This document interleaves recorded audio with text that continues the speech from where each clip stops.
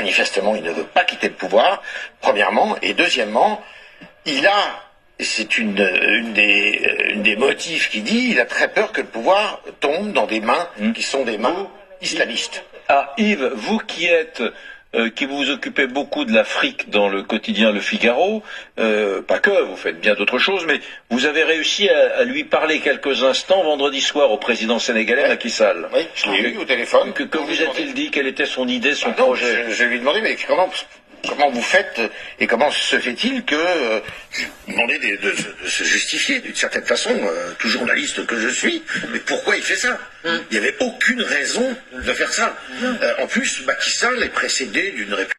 Normalement, d'un point de vue constitutionnel, après 12 ans de pouvoir, en avril, le 2 avril prochain, normalement, il n'a plus le droit. Il n'a plus le droit d'exercer le pouvoir. Donc, le fait de repousser... C'est pour ça qu'il demande le vote.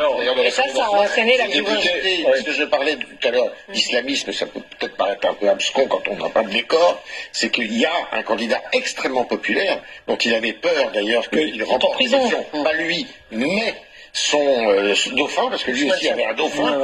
Un type qui s'appelle Ousmane Sonko, qui était en prison, qui n'avait pas le droit de se présenter, il avait désigné un dauphin qui montait considérablement dans les sondages, et qui